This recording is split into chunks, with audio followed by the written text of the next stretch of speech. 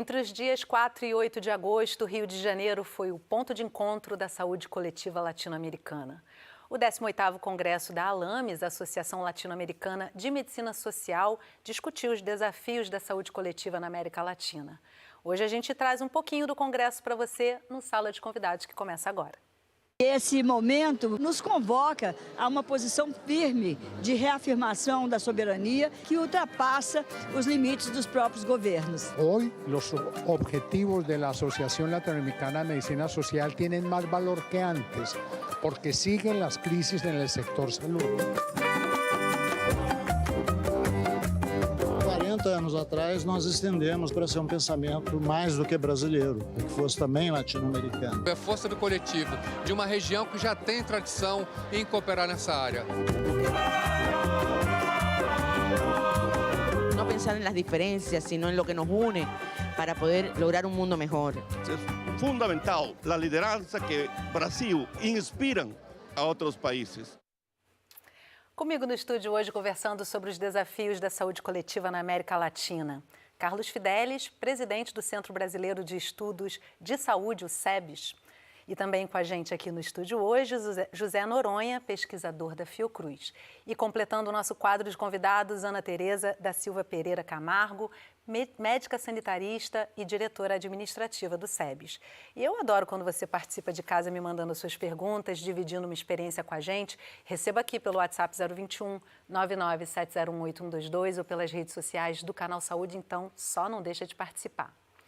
Fidelis, Noronha, Ana, que prazer estar com vocês aqui. Eu estive no Congresso, queria dar o parabéns ao SEBS por esse grande encontro da saúde coletiva, realmente maravilhoso, eu gostei muito. E aí, Fidelis, começo com você. Num momento político internacionalmente conflituoso, o Congresso não tinha como ser diferente, um Congresso extremamente político, né? Sim, o Congresso teve uma pegada forte, né, política. E teve também uma coisa que eu achei muito legal, porque era um congresso muito diverso. Tinha ali muitos jovens, o encontro com os mestres, né? Então foi um encontro de mestres e um encontro de jovens, uma diversidade de temas, uma diversidade de mesas costurados pela reafirmação do direito à saúde no sentido de uma saúde ampla, no sentido de uma saúde cidadã, não uma saúde como mercadoria que se compra, né? Uma saúde associada a essa ideia de democracia, que é a ideia que o SEBS defende, né? Saúde é democracia é saúde.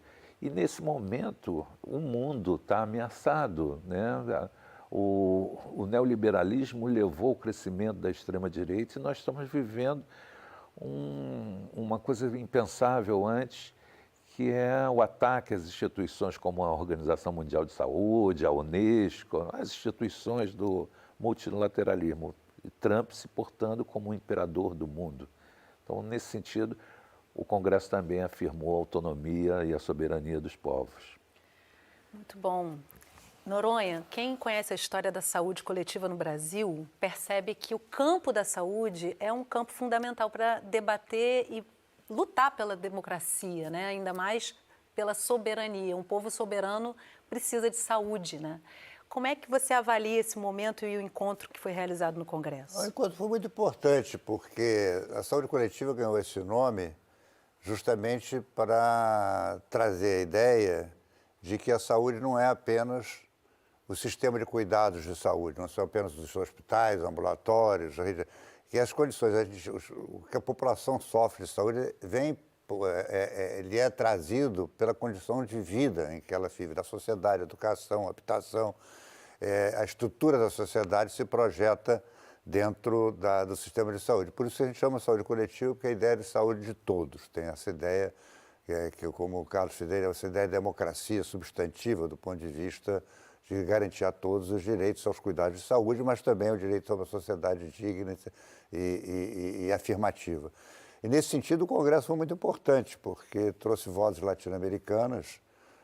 Nós tivemos aqui, aliás, A Fiocruz tem a liderança de Sérgio Aroca na 8ª Conferência Nacional de Saúde e também de Ézio Cordeiro, na Constituinte, para que afirmarmos no Brasil a saúde como um direito de todos e dever do Estado da provisão. Esse tema é recorrente, porque uma afirmação na Constituinte não implicou em que os países, em que o próprio Brasil e os países pudessem universalizar esses direitos. Então, o Congresso também serviu para aglutinar dos países da América Latina em defesa desse direito. Nós temos processos de reforma ocorrendo na Colômbia, nós temos processos de reforma ocorrendo no Chile, no México, para citar apenas 3 países, mostrando esse movimento latino-americano. No momento em que a conjuntura mundial como a partir do neoliberalismo, de seccionamento das sociedades, de criar um mundo para os ricos, de criar um mundo cada vez mais segregado. E o Brasil, com todo o SUS, ainda é um exemplo de segregação. Nós temos 2 sistemas de saúde. Temos o sistema SUS, que serve ao conjunto da população, 75%, mas tem 25%, que é um outro esquema, um sistema paralelo dos planos de saúde. Esse fracionamento do plano de saúde, você fragmenta o cuidado e você aumenta a segregação e você compete pela afirmação do direito universal. Esse problema nós todos estamos enfrentando na América Latina, então o Congresso foi uma maneira de nós trocarmos essas experiências e podemos avançar. E um momento particular que nós temos ainda alguns governos importantes, como é o caso do presidente Lula, nós temos o caso também da Claudia Sheinbaum no México, do Petro na Colômbia, quer dizer, o momento que teremos eleições, que estará renovando esse quadro, e a afirmação dessas possibilidades de transição construídas a partir da experiência das eleições presidenciais que estamos tendo, as mudanças de regimes que temos agora e que teremos no futuro.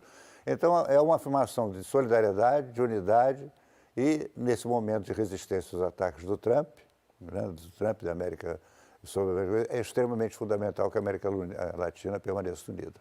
Carlos falou uma coisa que eu acho interessante, que foi coisa da juventude. Eu ia exatamente te perguntar sobre isso, Ana, porque realmente foi simbólico, muito jovem, né? Muito jovem, e jovens, assim, uma diversidade, né? Nós tivemos mais de 2.000 trabalhos apresentados no Congresso, via pôster, via trabalho, comunicação oral, e de uma meninada espalhada, que vieram de todos os cantos e de países latino-americanos também. Como é que o Alambis conseguiu isso? Lógico que tem uma motivação da própria juventude, mas imagino que o Congresso tenha feito uma mobilização. Teve muita rede social.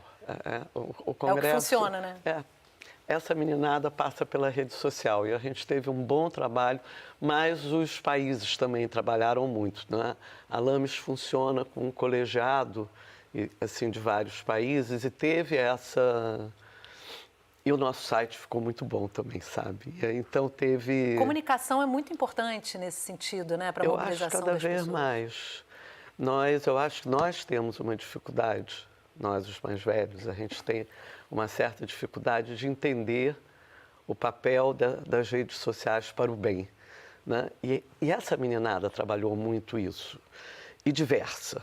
Então, tinha quilombola, tinha negro, tinha índio, tinha trans, tinha toda LGBTQIA+, estavam todos ali, e todos juntos, e discutindo a questão da democracia. Eu acho que essa você sentia no tititi dos corredores, né? Essa discussão do Trump, da soberania, como é que isso dava, como é que isso bate na saúde, né? E como é que isso bate na população. O que é, para quem está nos assistindo, o que é a gente está falando que democracia é saúde? Como é que ela sente isso? Como assim, né? Também foi um momento de esperançar, como se usa, né? A ideia de criar sonhos, quer dizer um futuro é possível, nós podemos ter sociedades mais justas, se nós nos unirmos, criarmos força. Esse foi um sentimento muito que espalhou pelo Congresso, havia entusiasmo também. Não era só inteligência, buscando compreensão do tempo. Essa integração entre os povos sul-americanos, latino-americanos é fantástica. Eu acho que também contribuiu para o sucesso o papel que o SEBS tem exercido, né, ao longo, o SEBS vai fazer 50 anos. E faremos um programa em homenagem a essa data super importante, já podem aguardar. Mas o SEBS se caracteriza por combatividade, né? E eu acho que na convocação que nós fizemos como organizadores do Congresso, essa combatividade estava muito explícita. Então, as pessoas, os jovens, estão ansiando por, né, um desejo de combater o mal-estar, né, de se unir diante desse mal-estar. Acho que essa convocação cumpriu um papel importante, mesmo que eu concordo com a Ana, que a nossa comunicação usou as redes, mas depende de que mensagem você usa, né, nessas redes. E essa mensagem era uma mensagem de luta e alegria, né? De luta e alegria, de construção da possibilidade de combater esse mundo disruptivo, né? Como o Noronha falou do esperançar, vamos nos unir para construir o país desejado, o país que a gente merece. Isso, aqui no Brasil, como nos outros países, a gente percebeu isso. E lá fora, o Brasil tem uma liderança, mostrou uma liderança em relação. O Brasil é muito visto como o país que associou o direito à saúde à democracia, né? E não a um bem de consumo. Então, esse embate que a gente trava hoje, com todos os problemas que a gente vê de financiamento do SUS, isso é invejado lá fora, né? Então, o Brasil é o único país da América Latina que tem um sistema universal de saúde? O Brasil é Cuba, claro. Cuba, sim. Aliás, o exemplo para a gente. Exatamente. Né? Agora, o Brasil tem o maior de todos. Sim, com mais de 100 milhões de habitantes. Com, né? Mais de 100 milhões de habitantes. É a maior política pública nessa área. Né? Vamos acompanhar um resumo do Congresso, porque eu acho que traz também bastante contribuição aqui para a nossa conversa. Quando brasileiros, chilenos, argentinos e uruguaios, entre outros vizinhos, se encontram para falar de saúde coletiva, o resultado é um evento diverso e integrador, como disse a Ana. Então a gente vai ver como foi o 18º Congresso Latino-Americano de Medicina Social e Saúde Coletiva. Eu vengo de Peru. Soy de la Argentina. Uruguay. Chile. Idioma predominante na América Latina, o espanhol era o que mais se ouvia nos corredores da Universidade do Estado do Rio de Janeiro. Mas foi com o hino tupiniquim que o Brasil, anfitrião do evento, abriu o 18º Congresso Latino-Americano de Medicina Social e Saúde Coletiva. O Congresso da ALAMES, a Associação Latino-Americana de Medicina Social, acontece de 2 em 2 anos e, ao completar 40 anos de associação, o congresso é realizado pelo SEBS, o Centro Brasileiro de Estudos de Saúde. Trazer esse debate aqui no Rio de Janeiro, nesse momento aqui no Brasil, reafirmar o nosso compromisso com a democracia e com a soberania, mas também o Ministério da Saúde vem trazer todos os avanços, né, dessa retomada do sistema de 2023 para cá, de forma a apresentar, compartilhar com os outros povos e que também pensar juntos soluções para que essa integração seja feita de uma forma mais horizontal possível. Para a Latinoamérica, para a OPAS, é fundamental a liderança que Brasil, o Ministério, mas não somente as instituições estatais, mas também as organizações como SEBS, como ALAMES Brasil, que fazem parte do conjunto de instituições que movem a saúde coletiva em Brasil e que inspiram a outros países. O presidente do SEBS destacou a importância do Congresso como um espaço de construção coletiva. Fazer com que todos nós nos articulemos e essa articulação seja algo positivo, em defesa da democracia, em defesa da autodeterminação, da soberania, é um dos objetivos fundamentais do nosso encontro. E esse momento brasileiro e da própria conjuntura internacional nos convoca a uma posição firme de reafirmação da soberania e de alargamento do que hoje nós entendemos por soberania, que ultrapassa os limites dos próprios governos. Em 4 dias, o Congresso demonstrou que a cooperação entre os povos é um caminho promissor de produção de conhecimento, de troca de saberes e de aprendizados com a diversidade. É uma possibilidade de encontro de forças, que mais do que um somatório da atuação individual de cada um, mesmo que juntos, é o coletivo, é a força do coletivo, de uma região que já tem tradição em cooperar nessa área. Fidelis, vou voltar para uma coisa essencial. Como é que consegue o brochezinho do sem anistia? E aí, brincadeiras à parte, o que representa uma anistia nesse momento, né? Uma anistia, nesse momento, significa dar aval ao golpismo, ao crescimento do fascismo, ao crescimento, eu diria, do crime organizado que está associado a essas forças políticas, né? Nós fizemos esse congresso muito pensando uma ideia que Noronha levantou, que é recuperar a noção do coletivo, a noção do bem comum, né? Bem comum não é mercadoria, né? Não é mercadoria. Acho que é isso que está sendo frisado. Não é mercadoria.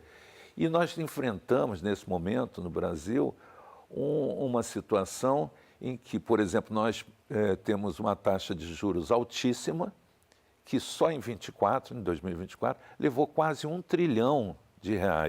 Imagina o que nós não faríamos com R$1 trilhão na área da saúde, na área da educação, na área das políticas inclusivas. O mesmo eu posso dizer da isenção fiscal, que, segundo a auditoria, os auditores fiscais, está em torno de 790 bi. Não sou contra fornecer isenção fiscal, mas não pode ser eternizada, né? E a gente tem ainda as emendas parlamentares que levaram 50 bi fora do planejamento. E você tem condomínios recebendo recursos de emenda parlamentar.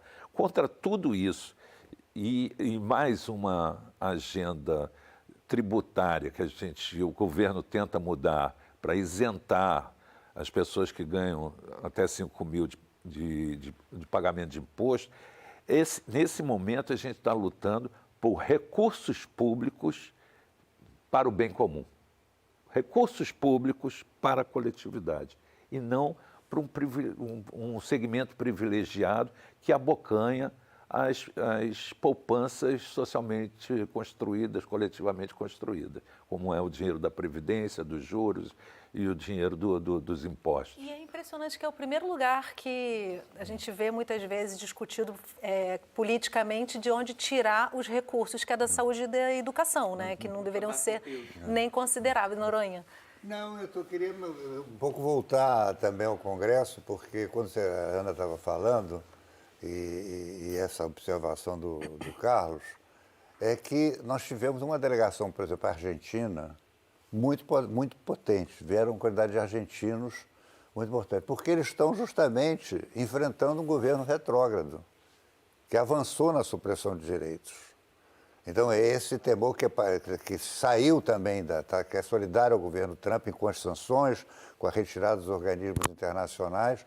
Então, o Congresso, então, portanto, é a capacidade de você encontrar esses mecanismos que o Carlos fez menção, de encontrar o comum, a ideia de que nós temos que reconhecer as identidades, homens, mulheres, negros, quilombolas, LGBT, opções de gênero, localização, povos da floresta, povos da periferia, populações... Mas nós temos que reconhecer essa identidade e encontrar o comum. Eu acho que o Congresso foi um pouco disso, quando a Ana fala que tivemos um pouquinho de cada coisa, um pouquinho de cada gente. Para quê? Para mudar, para caminhar e encontrar um futuro.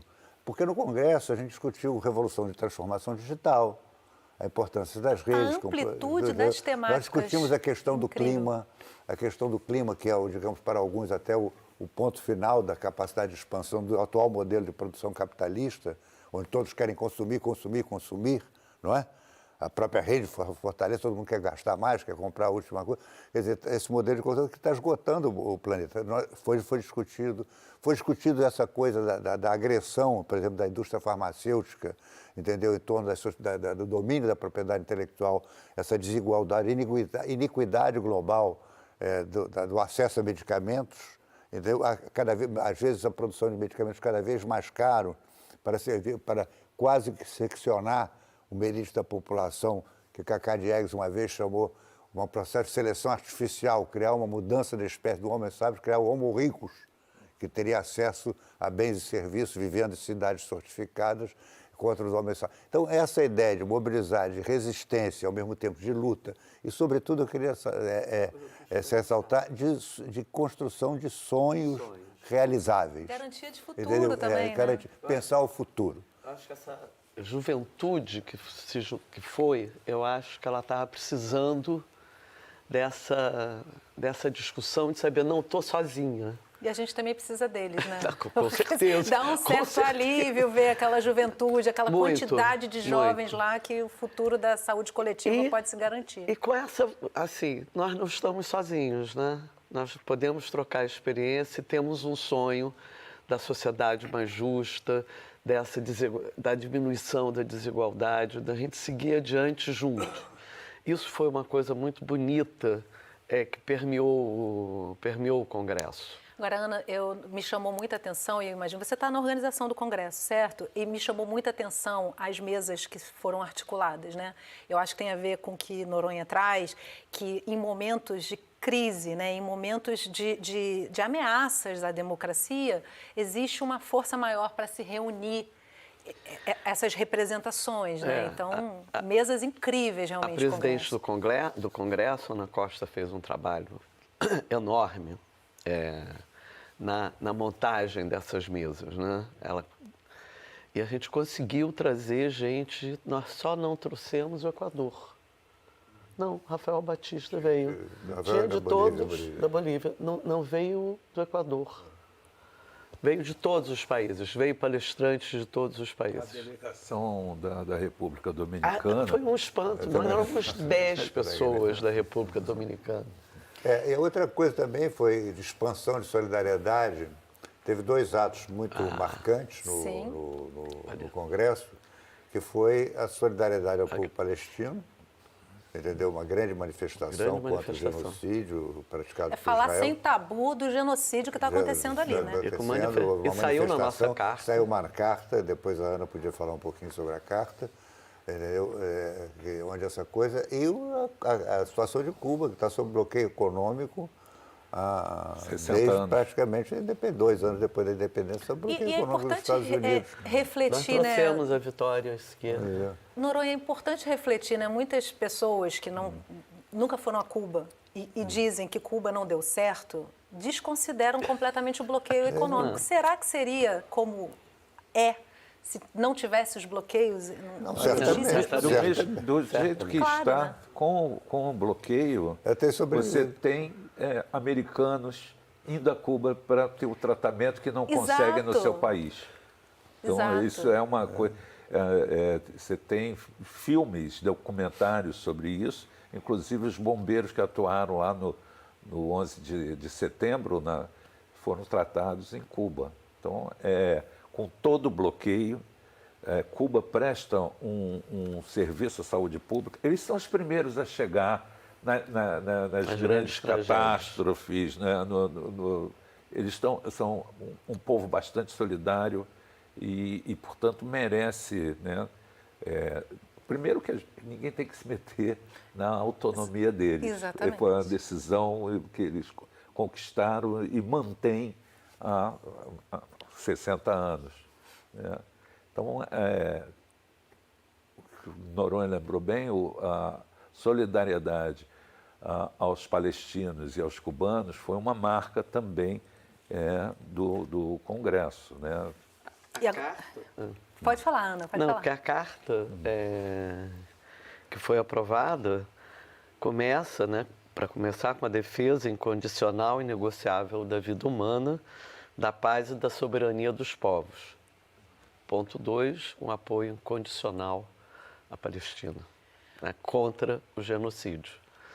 Com relação a esse primeiro item, principalmente, não há argumentos, não, né? Não. Tipo assim, garantia da vida é imponderável. Eu queria voltar a Cuba, porque Cuba, por conta dessa sua capacidade de resistência, ela continua, ela foi inspiradora do movimento de justiça na década de 60 e 70, o movimento antes, mesmo baixo bloqueio econômico, mesmo com todas as crises econômicas, porque passou e porque passa com esse bloqueio, ela continua sendo um elemento inspirador.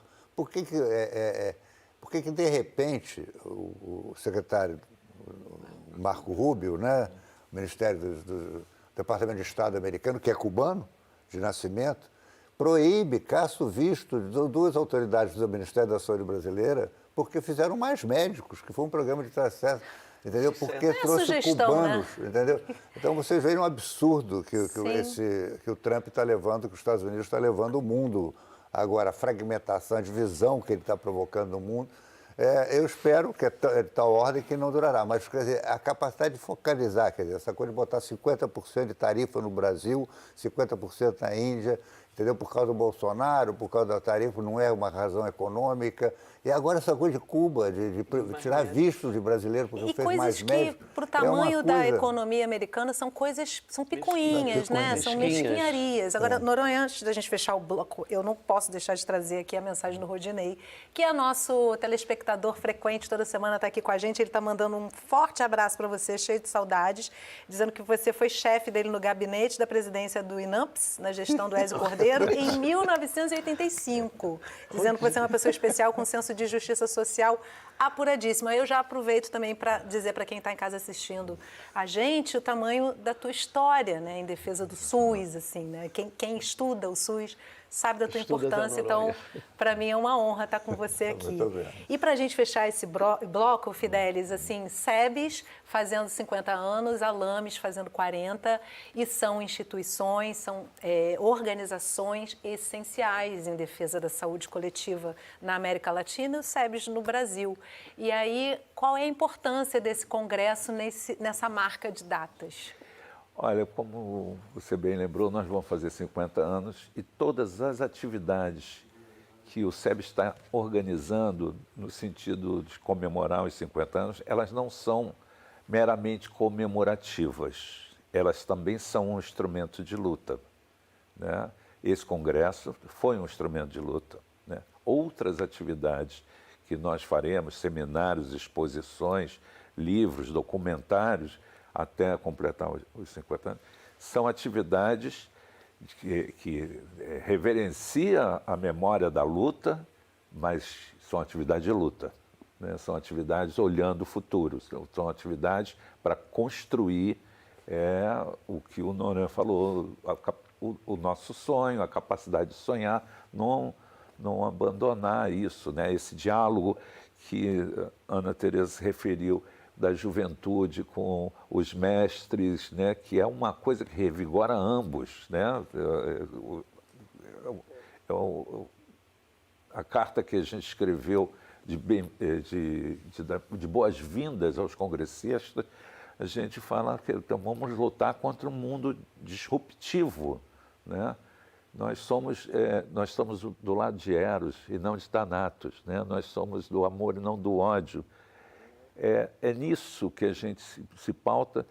E aí eu vou te colocar uma coisa, assim, o SEBS está muito preocupado, por exemplo, com as eleições em 26. Estamos todos. Né? Então, acho que todos os lados, né, estão preocupados. E faremos tudo para garantir que as forças democráticas saiam vitoriosas diante do protofascismo, diante da extrema-direita, que, se você olhar, eles não têm projeto, eles têm a destruição. Né? Não tem projeto de país. Eles trabalham na linha do discurso da pauta de costumes, da denúncia da corrupção, mas não tem um único projeto de inclusão. se você pegar a pauta da pedofilia, que nesse momento está em alta, né, é uma pauta em que eles estão discutindo na base da punição, ou seja, nada que preventivamente impeça uma criança de ser exposta. E engraçado é um exemplo, né, da pauta de costumes que eles seguem. Agora, engraçado e trágico é que esses homens de bem são os mesmos que são pegos em abuso com crianças, Exatamente. São os mesmos que espancam mulheres, que são os mesmos que matam garis, são essas pessoas que se dizem cidadãos de bem, patriotas, são os que querem entregar o país. Então, é contra isso que a gente vai lutar nas eleições de 26, né? Contra essa barbárie, esse mal-estar que tenta se apossar do mundo. E eu acho interessante quando você traz aí o que vocês estão colocando nas celebrações dos 50 anos do SEBS, que me parece que estão bem focadas na disputa pela narrativa, que é muito importante. É a narrativa que vai ficar na história, que vai ser passada para as próximas gerações entenderem o que está acontecendo, né? Então, acho que é uma forma de celebrar importantíssima. Vamos fazer um intervalo rapidinho e no próximo bloco a gente traz mais alguns destaques do Congresso Alames para você. A gente já volta, não sai daí.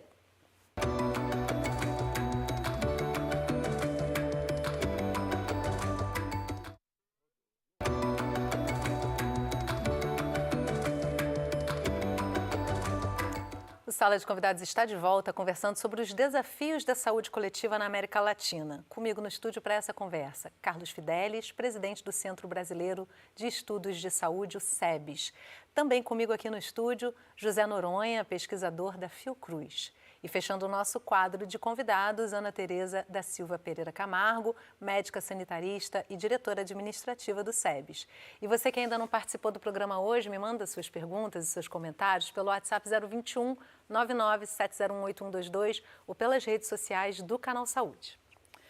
No último dia do Congresso da Alames, um ato em solidariedade a Cuba e uma mesa dedicada aos 40 anos da Associação Latino-Americana de Medicina Social estiveram entre os destaques da programação.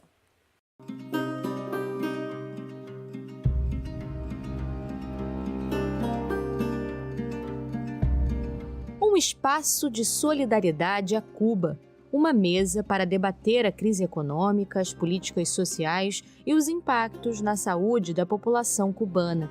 Ao longo do 18º Congresso Latino-Americano de Medicina Social e Saúde Coletiva, a professora e investigadora Victoria Izquierdo apresentou dados que refletem o cenário atual do país. Falou sobre a inflação, a escassez de alimentos e medicamentos, o desemprego de milhares de trabalhadores da saúde e toda a conjuntura a partir do recrudescimento do bloqueio econômico, comercial e financeiro imposto pelos Estados Unidos há mais de 60 anos. O salário dos trabalhadores hoje não está jugando o papel motivador que requiere a economia cubana para maior dinamismo. Mas não podemos tirar mais billetes para a calle para generar mais inflação. Então, hay que produzir para poder incrementar salário. A acadêmica cubana destacou a importância deste ato durante o Congresso. En Cuba, en este minuto, necesita todo el apoyo de Latinoamérica, de unirnos cada vez más para salir adelante, porque es una de las cosas que hay que hacer, unirnos todos los países que pensamos y tenemos algo en común, no pensar en las diferencias, sino en lo que nos une para poder lograr un mundo mejor. Y Cuba ha demostrado que a pesar de los problemas que tiene, es posible tener un mundo mejor.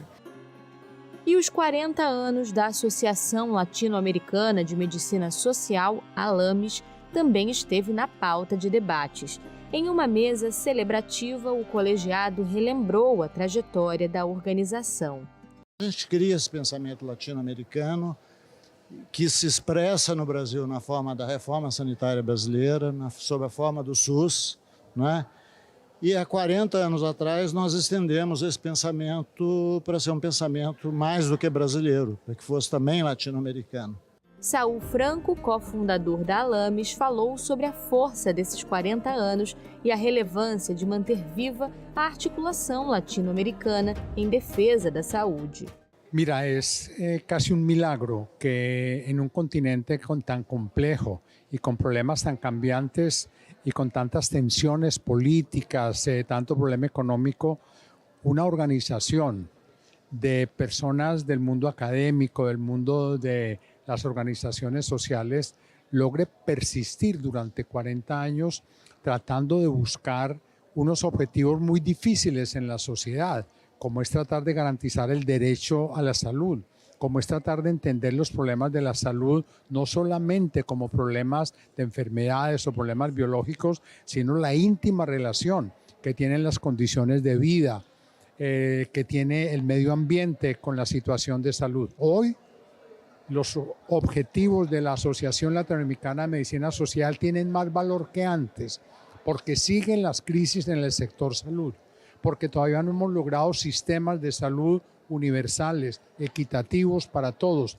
En ese sentido, Brasil es un ejemplo, pero todos sabemos también de las limitaciones y los riesgos que tiene el SUS. Por fim, Francisco Eduardo de Campos destacou questões que merecem atenção atualmente, entre elas a saúde digital.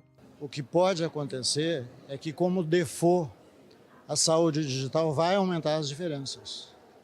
Nós temos que lutar, nesse momento, dentro desse pensamento social, para que as diferenças sejam diminuídas e não aumentadas, como pode acontecer, por exemplo, se alguns tiverem acesso à saúde digital e outros não. Noronha, eu há um tempo atrás, alguns anos, eu entrevistei um médico cubano que me disse que a educação para a medicina, acredito que todas as universidades, mas ele citou a faculdade de medicina, ela é universal, ou seja, não existe uma prova que impeça um aluno de entrar. E que eles assim formam muitos médicos, mas muitos ficam pelo caminho. Quando um aluno não tem aquela condição de acompanhar o conteúdo da faculdade, ele vai ficando pelo caminho. Ou seja, existe uma universalização da educação, do ensino superior, pelo que ele me passou e eu não cheguei a confirmar depois. E aí te pergunto assim, qual é a importância da formação dos médicos cubanos? Que referência ela traz para a gente? Porque é uma formação preventista, né? É uma formação que coloca o médico de família no auge dessa medicina, né? É evidente que a formação médica dos profissionais de saúde, de uma maneira geral, tem grande influência na modelagem do sistema de cuidados de saúde. Aqui no Brasil,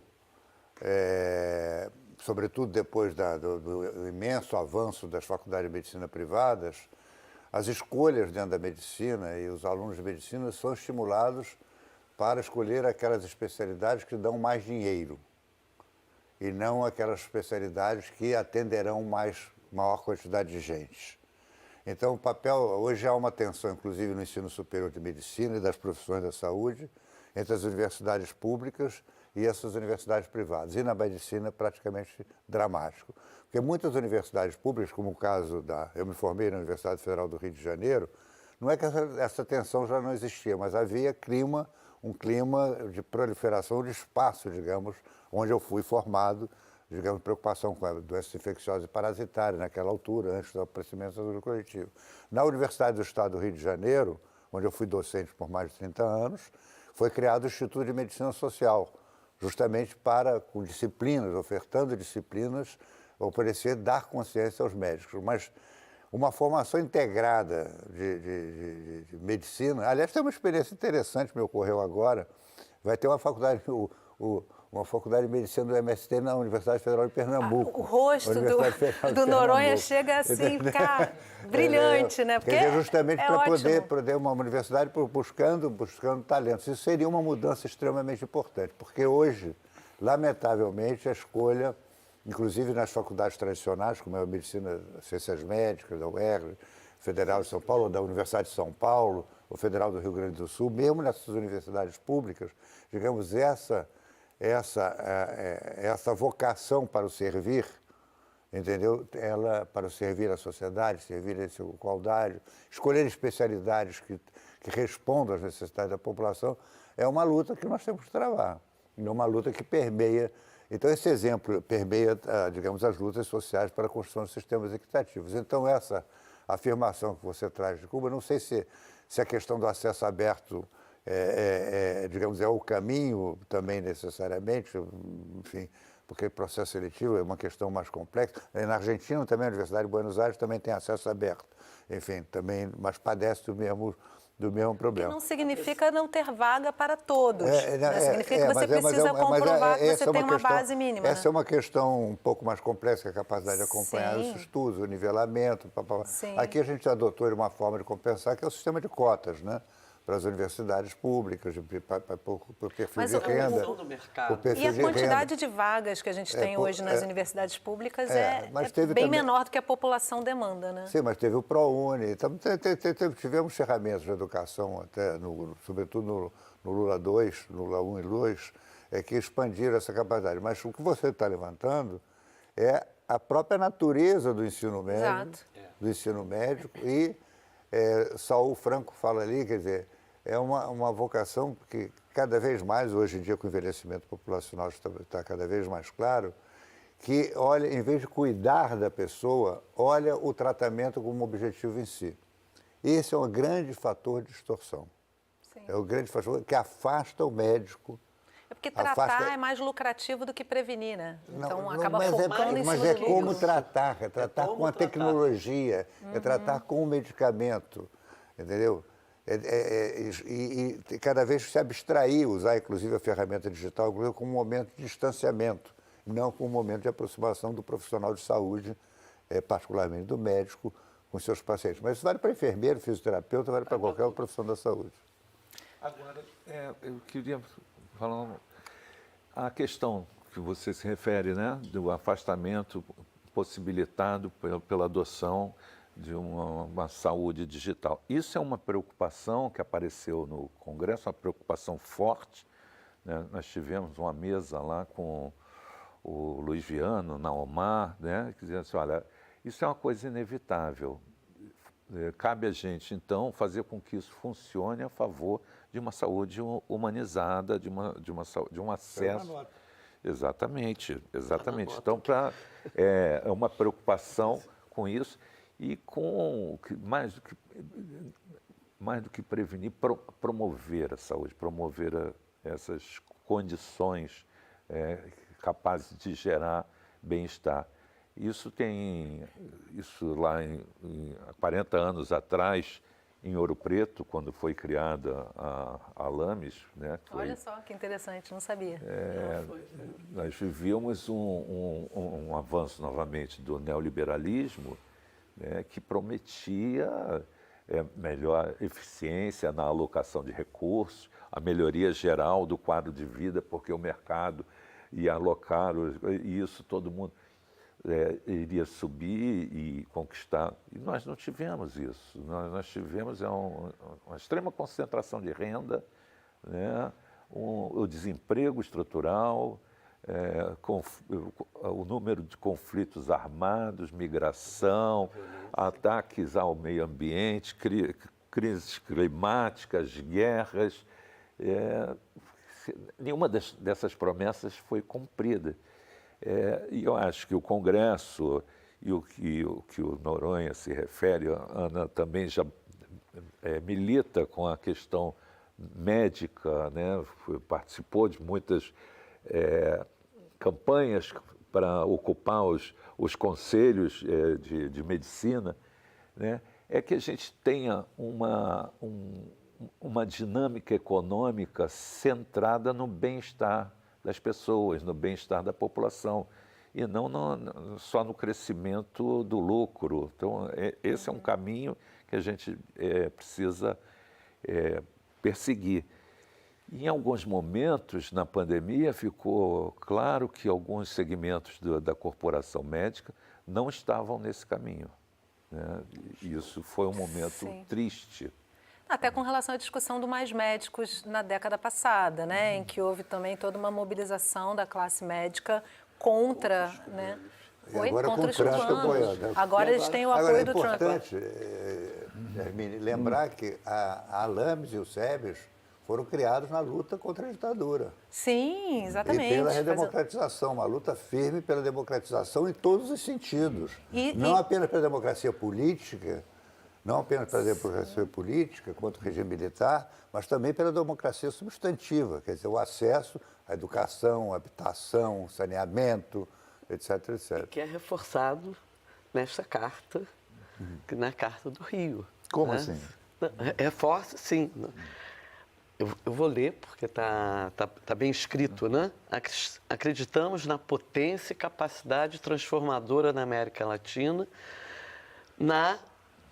contra o neoliberalismo que se nutre da miséria, contra a extrema-direita que mira as nossas democracias.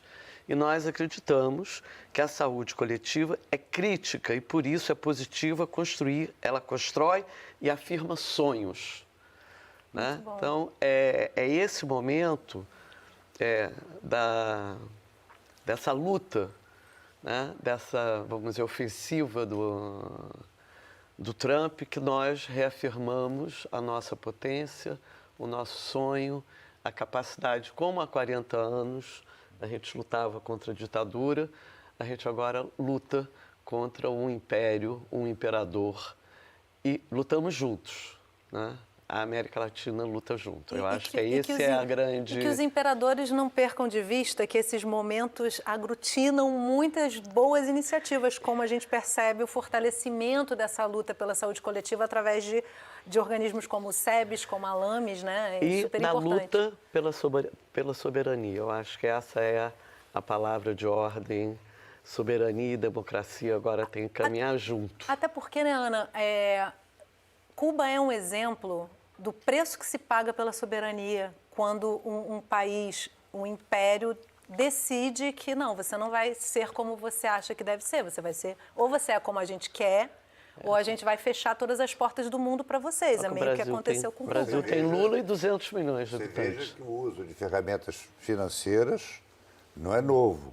Isso. O que o Trump está fazendo em larga escala já é aplicado a muitos países. Era aplicado a Cuba desde sempre, foi inaugural, a Venezuela, Venezuela também, a Rússia e sanções. A Rússia que obrigou, porque a Rússia escapou para a China, quer dizer, mudando, porque também aí nós estamos numa conjuntura de acirramento, digamos, dessas mas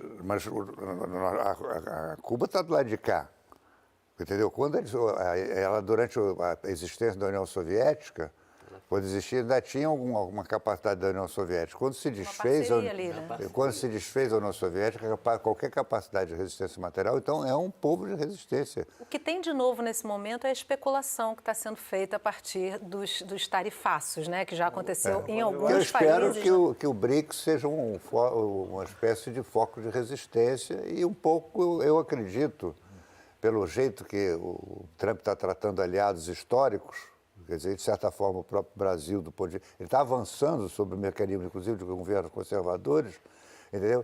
Eu acho que mostra também as limitações da capacidade de expansão do poder dele. Olha só, fala, Fidelis. Eu acho que pode, dentro da diversidade, se abrir uma possibilidade de você construir outras cadeias produtivas, outros elos em outros mercados. E acho fundamental também a ideia de fortalecer mercados internos para minimizar, reduzir o impacto disso. O que ele fez é muito perigoso porque ele gera falta de confiança, né? Falta de garantia jurídica. Então, os empresários dizem, olha, não vou apostar meus recursos ali, vamos diversificar. E nesse ponto, o BRICS ele se coloca como uma oportunidade imensa, né, de fazer frente a essa hegemonia autoritária, impositiva, né, que quer comandar o mundo. Eu nunca vi uma coisa como, sei lá, você ataca um país, como foi o ataque ao Irã, assim, do nada. O que está acontecendo em Gaza, gente. O que está acontecendo em Gaza. Gaza hoje é um centro de extermínio a céu aberto, campo de extermínio a céu aberto. Inclusive com projetos, né, para o espaço que pretende se abrir ali, né? Agora, Gaza, o professor Fiore, que é o professor de Relações Internacionais, lembrou uma coisa importante desse fenômeno do BRICS, que quem entrou com a ação contra o genocídio do Tribunal Penal Internacional contra Israel foi a África do Sul. Foi a terra que venceu o apartheid, negra. Entendeu? Então, isso são sinais, são sinais de capacidade de resistência e de reconfiguração que por além das nossas fronteiras latino-americanas, mas que nos estimula e nos dá força. Eu acho que o Congresso, eu saí fortalecido do Congresso. Eu também. Eu saí muito feliz em todos os dias que eu fui ao Congresso. Agora, a gente já está chegando no finalzinho do programa, mas tem duas participações aqui que eu acho interessante a gente trazer. Primeiro, o Rodinei encaminhou uma questão que eu achei bem interessante. Ele fala assim, com tantos problemas em comum, tantas miscigenações comuns, tantos biomas compartilhados, deveria haver um esforço para a criação de uma espécie de SUS latino-americano, com integrações, compartilhamentos de práticas e de prontuários e principalmente de atendimentos comunicados. É interessante essa visão, né? Até acaba tendo isso não dessa forma, das fronteiras. O SUS atende, mas... Vem gente nós tivemos uma tentativa. O Lula, acho que no Lula 2 criou o Unasul. Exato. O Unasul, e a primeira providência quer dizer, quando ganhou o governo conservador contra o Rafael Correa no Equador, foi enfraquecer o Unasul. Eu fui a Montevidéu cobrir um evento da Unasul. Ele fechou a sede incrível. em Cuenca, porque a sede era em Cuenca. Entendeu? Era em Cuenca, no Equador. A diplomacia do governo era pautada pela saúde. Rodinei, o Unasul, se a gente tiver força, eu espero que se a gente vencemos essa nova cruzada eleitoral que teremos este ano, em 2026, eu acho que nós podemos realmente ressonhar com a criação da União Sul-Americana e realmente, talvez, poder construir um sistema mais articulado e solidário. Está ali, a sementinha está ali. E olha, tem aqui também Antônio Carlos, do Rio de Janeiro. Ele diz que gostaria de saber brevemente de eventos históricos que fizeram o Brasil se aproximar das questões dos programas de saúde na América Latina e como o Brasil pode cooperar para avançarmos juntos num bloco do Sul, numa direção para a democracia ameaçada nesse momento. Acho que traz um pouco de tudo isso que a gente está discutindo aqui, da importância dessa coesão da América Latina, né? Além do SEBS, da ALAMES, você tem a Claxo também, que teve agora na Colômbia. Conferência Latino-Americana de Ciências Sociais, que também junta e teve. Vocês dois estiveram em Bogotá, a próxima vai ser no México, enfim, a gente tem essa... E o próximo Congresso da ALAMES a cada 2 anos. No México. A Canal Saúde quer cobrir. A gente avisa. Muito bom. Fidelis, como é que a gente pode, já caminhando para o finalzinho do programa, a gente tem pouquíssimos minutos aí pela frente, mas eu queria que você trouxesse mais um pouquinho do que são as celebrações do SEBS, né? Assim, nos 50 anos, existem algumas, além dessas publicações que vocês estão lançando, eventos vão acontecer? O que você tem para deixar aí para quem está em casa? A gente está imaginando exposições itinerantes, a gente está imaginando conseguir do Congresso um dia no Congresso Nacional para falar do SEBS, a gente está imaginando alguns seminários, publicações, né, e documentários sobre... Não é específico, claro que o SEBS é um ator fundamental, mas a gente quer ampliar, né, para um movimento de reforma sanitária como um todo. Que é um movimento permanente, né, Que é um movimento permanente. Nós não somos os únicos atores, né? Então, a gente nessa coisa de uma articulação, e nós trabalhamos com algo que é muito sensível. A saúde é um termômetro, né? Se as coisas vão bem ou não numa sociedade. Então, focando isso e de olho nas disputas políticas, nas disputas de que país a gente quer construir, né? Qual é a proposta que nós vamos adotar para o futuro, né? Eu acho, repito, acho que a gente tem que escolher uma dinâmica econômica centrada no bem-estar das pessoas, no bem-estar da população. Esse deve ser o foco. Se não tiver isso, não adianta crescer e acumular. É um acúmulo, uma concentração de renda brutal, né? Hoje, poucas pessoas detêm mais de 60%, 70% da riqueza produzida, e você tem 700 milhões de pessoas em fome no mundo. Nós tivemos uma vitória recente agora, que dá para fazer, que é tirar pessoas da fome. O Brasil saiu novamente do mapa da fome. Então, E sair do mapa da fome é saúde. É saúde. Não é só uma questão do âmbito social destacada da saúde, porque a saúde está inserida nisso. Pois é, esse é um termômetro, assim, de combater. Não é possível ser saudável, feliz e realizar a sua potência você com seu filho brincando no valão ou no meio de fogo cruzado entre traficantes e polícia. A gente precisa construir uma nova sociabilidade. Aí volta ao Noronha, valorizar o coletivo e o bem comum. Que é o que mais importa, é o que a gente leva dessa vida, né? Quando tudo se acaba, quem vive vai olhar para trás e perceber a sua qualidade de vida, não o que acumulou ao longo da sua passagem por aqui. Eu quero agradecer muitíssimo a presença de cada um de vocês aqui com a gente hoje no estúdio, Fidelis, Noronha, Ana, que prazer. Parabéns pelo congresso maravilhoso e parabéns por essa incansável luta pela permanência da saúde coletiva. Muito obrigada. Obrigado.